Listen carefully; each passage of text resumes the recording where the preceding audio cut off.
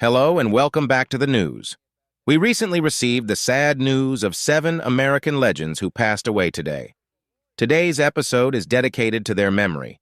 If this video or the legacy of these remarkable men touched your life, please consider liking this video and subscribing to our channel as a sign of respect and remembrance. Wesley Cox, an American basketball great whose career with the University of Louisville and the Golden State Warriors in the NBA brought him fame, passed away on November 17, 2024, at the age of 69. His name remains a symbol of excellence and perseverance on the basketball court. Born January 27, 1955, in Louisville, Kentucky, Wesley began playing basketball in high school, where he became a real star. Playing for Male High School, he was awarded the title of Mr. Basketball Kentucky in 1973, which was an important step in his sports career. At the University of Louisville, Cox became one of the most exciting players of his time. In 113 games, he scored 1,578 points, becoming one of the leading scorers in team history. His skill as a forward earned him the honorable mention of All-American, cementing his reputation as one of the best players in college basketball. In 1977, Cox was selected 18th overall in the first round of the NBA draft by the Golden State Warriors. During his 2 seasons in the NBA, he demonstrated his versatility, averaging 4.6 points and 2.8 rebounds per game. Although his professional NBA career was short-lived, he left a lasting mark on the game of basketball, continuing to inspire young players. In his later years, Wesley faced serious health problems. He developed complications from diabetes and kidney disease, which led to the amputation of both legs below the knee. Despite all the difficulties, he remained strong and optimistic, remaining an inspiration to those around him. The passing of Wesley Cox is a loss to the basketball community and all who knew him personally. His contributions to the sport, especially his time at the University of Louisville, left an indelible mark on the history of basketball. His tenacity, talent, and positive outlook on life continue to inspire athletes and fans alike. Meiding, an outstanding Danish actor, director and theater figure, died on the 22nd of November 2024 at the age of 87. His contributions to Danish theater, film, and television made him one of the key figures in the Danish arts, and his career, spanning more than 6 decades, left an indelible mark on the country's culture. Born on January 14, 1937 in Svendborg, Denmark, to Hans Ewald Meiding, stationmaster at Falck, and Gerda Olsen, Bent was the youngest of 4 children. From childhood, he was fascinated by the theater and dreamed of becoming an actor. After finishing school, he enrolled in a theater school in Copenhagen, where he began to master the basics of performing arts. His debut on the theater stage took place in 1958 at the Folketeatret Theater in Copenhagen, where he quickly attracted attention with his charisma and talent. In 1961, Meiding founded Ungdommens Teater, youth theater, which later became an important part of the Danish theater scene. In the 1990s, he directed Det Nye Teater, the new theater, together with Niels Bo Valbro, where he led the reconstruction of the theater, which reopened its doors to the public in 1994. Bent became known on television for his role as Jørgen Warnes in the cult Danish series Matador. The series, which depicted Danish society in the first half of the 20th century, became a national landmark. He later starred in the series Forbrydelsen, The Killing, which also received international acclaim. On the big screen, Meiding is remembered for his work in films such as Drammen, Dream, for which he won the Bottle Award for Best Supporting Actor in 2007. His roles were characterized by depth and emotional complexity, making each of his characters memorable. His personal life was closely connected with art. In 1983, Bent married actress Susie Wold. Their union became an example of harmonious relations and joint creativity. Together, they played in several theater productions, which were warmly received by the public. Meiding struggled with health problems in his later years. Despite this, he continued to support Danish art and was active on stage until his old age. His passing on the 22nd of November 2024 was a loss not only for Denmark, but for the entire theater community. Bent Meiding left behind a rich legacy. Dozens of theater productions, roles in films and TV series, as well as the influence he had on the development of art in his country. His name will remain a symbol of dedication to art and the highest professionalism. Bernard "Bernie" Marcus, co-founder of the Home Depot and prominent philanthropist, died November 24, 2024, at the age of 95 in Boca Raton, Florida. His name became a symbol of entrepreneurship, tenacity, and generosity, leaving a deep mark on both business and philanthropy. Born May 12, 1929, in Newark, New Jersey, to Russian Jewish immigrants, Marcus's family lived modestly, which instilled in him a hard work ethic and perseverance from an early age. Bernard graduated from Rutgers University, where he received a degree in pharmacy. However, despite his education, his interest in retail and business determined his future career. In 1978, fate dealt him a major blow when he was fired from his job at Handy Dan Improvement Centers. This unexpected turn of events became a turning point in his life. Together with Arthur Blank and Ken Langone, Marcus founded the Home Depot in 1979. The first stores opened in Atlanta, Georgia, and revolutionized the home improvement industry by offering customers a warehouse format and a wide range of products. Under Marcus's leadership, the company quickly grew into a global market leader. Marcus served as CEO until 1997 and remained chairman until his retirement in 2002. His innovative approach to retail helped the Home Depot become one of the largest companies in the world. In addition to his business success, Bernie Marcus was known for his philanthropic work. He founded the Marcus Foundation, which supported medical research, veterans programs, Jewish organizations, and other causes. One of his most notable projects was the creation of the Georgia Aquarium, the largest aquarium in the world at the time of its opening. Marcus invested $250 million in the project, turning it into a center for education and tourism. Marcus was also deeply committed to family. He had two children, Frederick and Suzanne, from his first marriage to Ruth. In 1973, he married Billie Marcus, with whom he raised his stepson, Michael Morris. His personal life was closely tied to his values: family, community, and helping others. Bernie Marcus's death is a loss to the business and philanthropic worlds. His contributions to the retail industry and his generosity in philanthropy have left an indelible mark.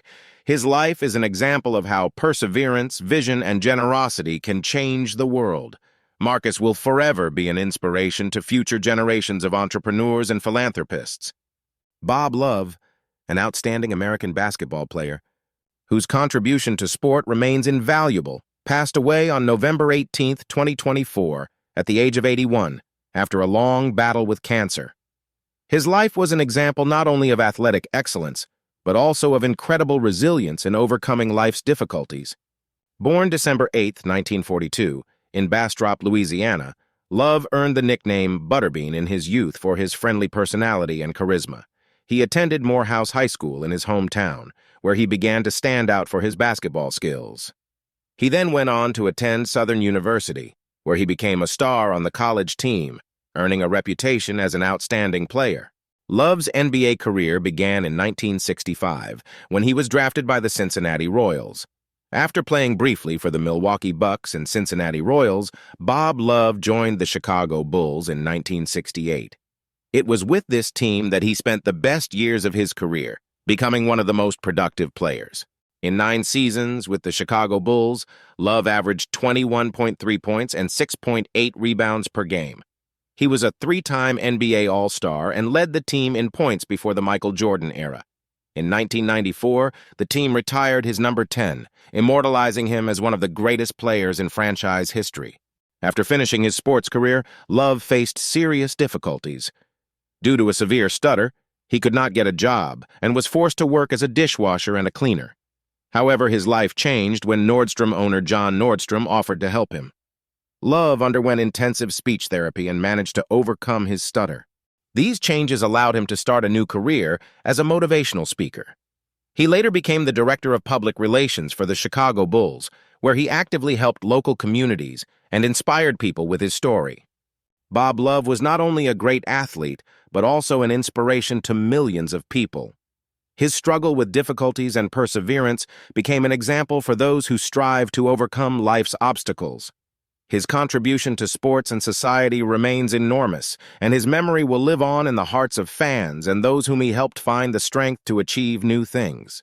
Bobby Allison, American racing legend, and one of the most accomplished drivers in NASCAR history, passed away on November 19, 2024, at the age of 86. His incredible career spanning 3 decades and his many contributions to motorsports made him an icon to millions of fans around the world. Robert Arthur Allison was born on December 3, 1937, in Miami, Florida. His passion for racing began in his youth, when he began racing on short tracks in the southeastern United States. Even then, it was obvious that he had exceptional talent. In the early 1960s, he moved to Hewitttown, Alabama, where he and other drivers became part of the famous Alabama Gang. This group of drivers, including such outstanding drivers as Red Farmer and his brother Donnie Allison, changed the face of NASCAR, bringing a unique style and competitive spirit to the sport. Allison's NASCAR career began in 1961 and lasted until 1988. During that time, he won 85 NASCAR Series victories, ranking 4th in league history. His accomplishments included Daytona 500 victories, 1978, 1982, 1988, and a NASCAR Cup Series title in 1983. His ability to adapt to a variety of tracks and conditions made him one of the most versatile drivers of his time. One of Allison's most memorable victories came at the 1988 Daytona 500, when he crossed the finish line first ahead of his son, Davey Allison. The moment became symbolic of the passing of traditions from one generation to the next. Bobby's career wasn't all about winning, though. In 1987, he survived one of the worst crashes in NASCAR history at Talladega Superspeedway. His car went airborne and crashed into the safety barrier, leading to NASCAR's introduction of restrictor plates to improve driver safety. Allison's personal life was filled with both joy and tragedy. He was married to Judy Allison, and they had 3 children, Davey, Clifford, and Bonnie. His sons, Davey and Clifford, also chose racing careers, but died tragically. Clifford in a training accident in 1992, and Davey in a helicopter crash in 1993. These losses left a deep mark on Allison, but he remained strong and encouraged the younger generation of racers. After his racing career ended, Bobby became an inspiration to many by actively participating in motorsports events and mentoring young drivers. His contributions were officially recognized in 2011 when he was inducted into the NASCAR Hall of Fame. The passing of Bobby Allison is a loss to the entire motorsports world. He leaves behind a legacy that cannot be overstated. His passion, dedication, and outstanding achievements on the track made him a true legend. Allison will live on in the memories of the fans and drivers who were inspired by him and learned from him not only to be winners, but also to be human. Carl Weathersby, an outstanding American vocalist, electric blues guitarist and songwriter, died November 19, 2024, at the age of 71. His music, filled with passion, deep emotion, and virtuoso performance, made him one of the most colorful figures in the blues world. Born February 24, 1953, in Jackson, Mississippi, Weathersby moved to Chicago at the age of 8. It was there that he was exposed to the rich traditions of the local blues scene, which had a profound effect on his development as a musician. His early years were heavily influenced by legendary artists such as Muddy Waters and Howlin' Wolf, but it was his personal connection with Albert King that was especially important in shaping his unique musical style. Weathersby's professional career began with a 2-year tour with Albert King, where he performed as a guitarist. This experience not only launched his career, but also provided him with a training ground that laid the foundation for his later achievements. In 1981, he joined Billy Branch and the Sons of Blues, where he remained for 15 years. In 1996, Weathersby launched his solo career, releasing several albums that instantly received critical acclaim and won the hearts of listeners. His work was a unique combination of classic blues, funk, and R&B. Strong, soulful vocals and masterful guitar riffs became his calling card, and his performances were distinguished by incredible energy and sincerity. His contributions to the blues world have not gone unnoticed. In 1997, he was nominated for the W.C. Handy Award, now known as the Blues Music Award, for Best New Blues Artist. His music has continued to inspire both professional musicians and casual listeners, connecting generations through a love of blues. However, his later years were marred by serious health problems. Weathersby suffered from diabetes and kidney disease, which eventually led to the amputation of both legs below the knee. Despite these trials, he continued to make music and inspire people with his resilience and dedication to his craft. Carl Weathersby passed away on November 19, 2024, leaving behind a rich musical legacy. His unique style and emotional depth made him one of the most important bluesmen of his time. His music continues to resonate, reminding us of the power of art and the resilience of the spirit. Ella Jenkins, known as the First Lady of Children's Music, died on November 19, 2024, at the age of 100 in Chicago. Her work and contributions to children's music left an indelible mark, shaping the musical and cultural education of millions of children around the world. Born August 6, 1924, in St. Louis, Missouri, Ella Jenkins moved with her family to Chicago at a young age. Living on the city's South Side, surrounded by the rich culture of the African-American community, deeply influenced her love of music. She began playing the harmonica and then learned other instruments, such as the ukulele. After high school, Ella attended San Francisco State University, where she studied sociology, child psychology, and recreation. These areas became the foundation for her unique approach to creating music aimed at children's development. After graduating, she returned to Chicago, where she began working with children at local recreation centers. It was then that she began writing her first songs. In 1957, Ella released her first album, Call and Response, rhythmic group singing. This style, based on audience interaction, became a hallmark of her work. Her music drew inspiration from cultural traditions around the world, including African American, Latin American, Asian, and European musical traditions.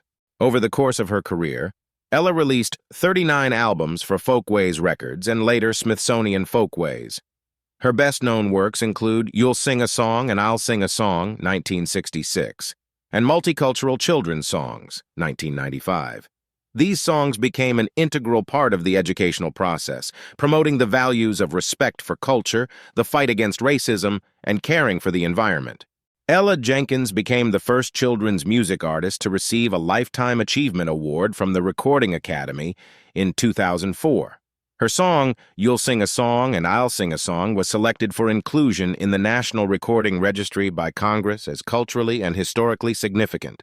In honor of her centennial in 2024, the city of Chicago hosted a celebration at Ella Jenkins Park, where friends, colleagues, and many admirers gathered.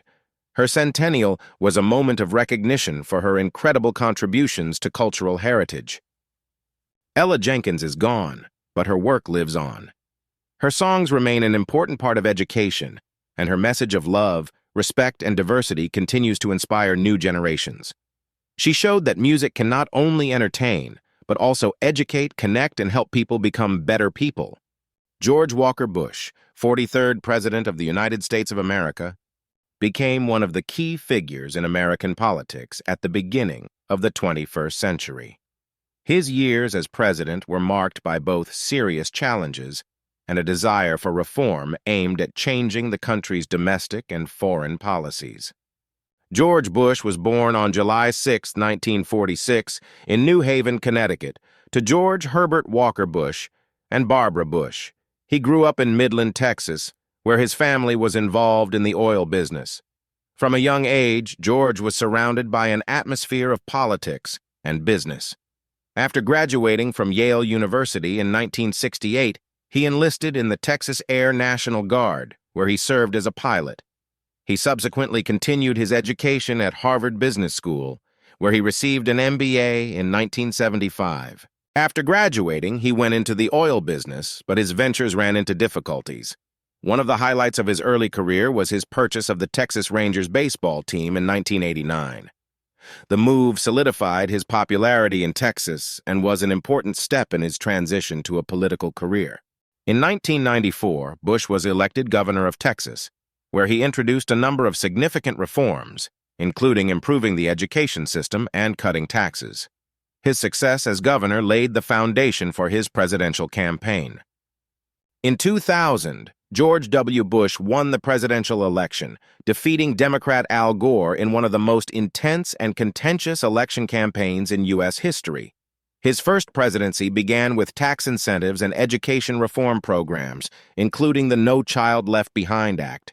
But the September 11, 2001, terrorist attacks were a turning point that would shape his policies for years to come. Following the September 11th tragedy, Bush led the so-called War on Terror. In 2001, military operations began in Afghanistan to destroy the al-Qaeda terrorist network. In 2003, the United States and its allies launched a military campaign in Iraq, arguing that Saddam Hussein posed a threat to international security. The decision caused controversy both at home and abroad, affecting the way America was perceived in the international arena. Bush also faced challenges at home, including the 2008 financial crisis, one of the most difficult periods of his presidency, affecting the U.S. economy and the lives of millions of citizens. In his personal life, George Bush married Laura Welch in 1977. They had twin daughters, Barbara and Jenna. The Bush family is known for its commitment to Christian values and its involvement in charitable initiatives. In recent years, George W. Bush has faced various health problems, including the beginnings of Parkinson's disease. Despite this, he remains active in public life, participating in events dedicated to veterans and making public statements on important issues. His work continues to provoke debate and analysis. Bush remains a figure whose work has drawn both support and criticism, reflecting the complexity of decisions made in an era of global change and domestic difficulties.